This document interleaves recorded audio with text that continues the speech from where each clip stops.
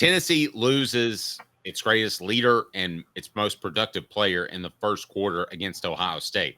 How much do you think that affected things, Caleb? Losing Dylan Sampson in the first quarter against Ohio State, I think, affected things a lot. I talked about Tennessee's will being broken. I think Ohio State playing well partially broke their will, but I think Dylan Sampson going down really broke their will. And it's, don't tell me running backs don't make a difference at all, because they can. And particularly at the college level, I also thought it affected Tennessee's play calling in a negative way, because I've heard a lot about Peyton Lewis all year. And I told you guys, I actually thought he was going to take Dylan Sampson's starting job midway through the year. I could see that was wrong. I was dead wrong on that. Dylan Sampson was the best player in the SEC. But I really thought that Tennessee, I got to really knock Joey Halzle on this. I felt that losing Dylan Sampson, they panicked and they just abandoned the run game completely. I agree. Yeah.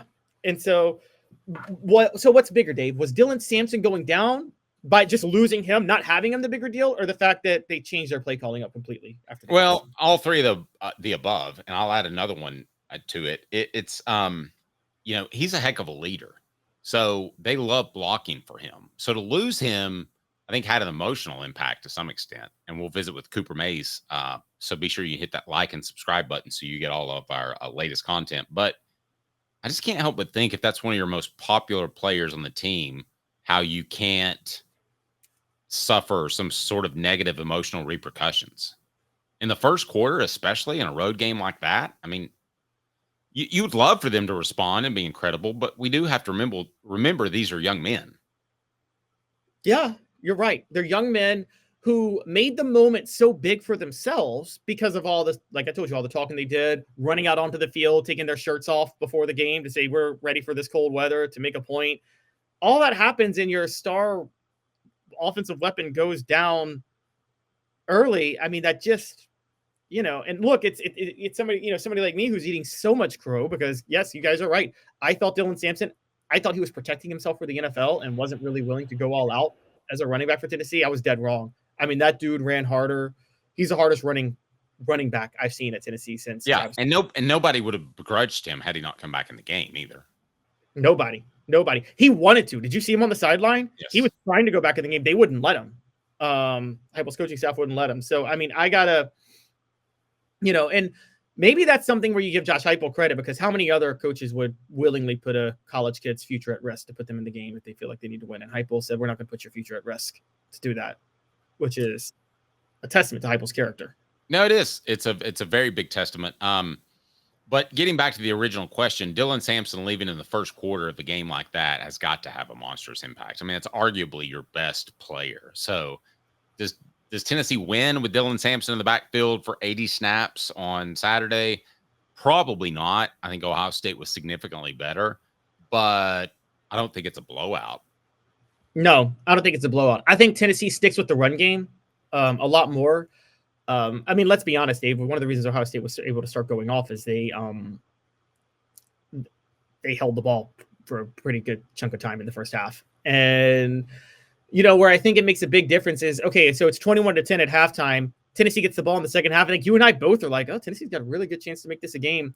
I think there's a chance they score a touchdown. I think, almost knowing how I've known Dylan Sampson all year, I feel like they do score a touchdown on that opening drive of the third quarter if Dylan Sampson's out there. If they score a touchdown on that drive, you're talking about a totally different game. Now, Ohio State still wins, guys. Ohio State still probably wins, but I think it's more like 20-17, 20-24 with the late touchdown, not 42-17, and really 42-10. They scored a touchdown at the end that didn't really matter. I think he's a lock as a player. You want a lock for your hot tubs, then you have to go to Dynasty Pools and Spas. Dave Hooker here for Dynasty Pools and Spas, your home for the best spas and everything you need to jump right in. Relaxing, therapeutic, absolutely. But what sets Dynasty Pools and Spas apart from others is that you get everything with any spa purchase. You get the cover lift, the steps, delivery, and chemicals. When Dynasty Pools and Spas delivers your spa from their Athens location within 125 miles, you'll get your own personal hydrotherapy spa. Mention me, Dave Hooker, or Off the Hook Sports, and get $500 off your top quality new spa. Dynasty Pools and Spas, just off the Athens exit. Drop in and receive a free gift from Off the Hook Sports, Dynasty Pools and Spas. Mention Off the Hook Sports for a drop-in prize and that $500 discount, Dynasty Pools and Spas. To check out some of the Dynasty Spa models and to buy spa chemicals, go to dynastypoolsandspas.com. Welcome back. Portions of the program brought to you by our good friends at the Hemp House. If you haven't been there, then you need to do so, and you can order it all online as well.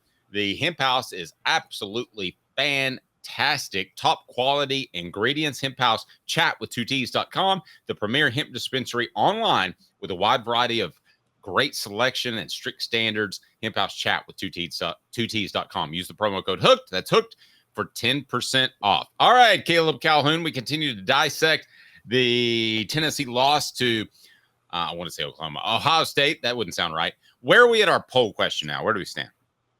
What's the biggest concern from Tennessee's loss at Ohio State? Not enough depth. Heupel's poor talent evaluation. Play calling. Moment was too big. Do you want me to give the results now, or do you want to wait? Lay it on me, brother. Not enough depth leads with a plurality at 33%.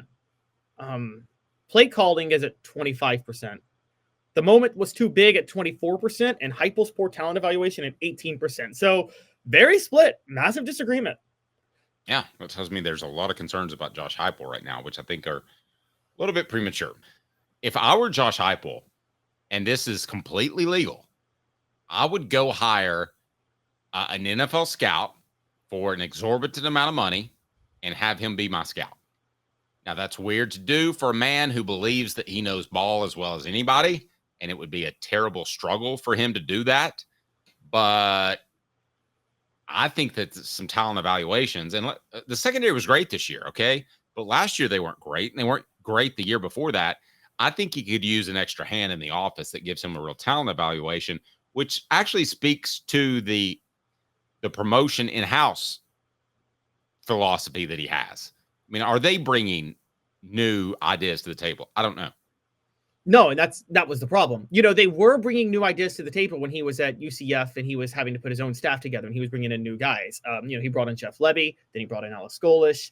But since he's been at Tennessee on the offensive side, he's wanted to do in-house. And I'm with you. I think it's kind of time to stop doing that with him. And I think there's and you see this in other ways. You've seen this in the past. You've seen coaches with a level of arrogance on their side that I mean, I'm not comparing Josh Heupel to Jeremy Pruitt, but Dave, I don't know if you remember when Jeremy Pruitt first took over Tennessee, he wanted to call the plays on defense. And then he was like, okay, I need to hire somebody, but then he would micromanage him too much. There was you were there, you were closer to the program, but if I remember correctly, Derek Dooley, one of his biggest problems was, didn't he micromanage his entire staff where he thought he was smarter than everybody else? Way overboard, yeah. Yeah. To the point that Chuck Smith, I think, wanted to beat the hell out of him. Well, we probably should have micromanaged Chuck Smith. Well, he tried. I mean, he ran through the office screaming, "Where's Dooley? Where's Dooley?" And Dooley didn't show up. No, really? Did that happen? Yes, that happened. Oh my gosh, that's really funny. So yes, I think that I think Heupel's arrogance in believing he wants guys that are going to like just stick with his system is kind of hurting him. He's not getting new voices in the room. And it's a problem with coaches as they get more successful.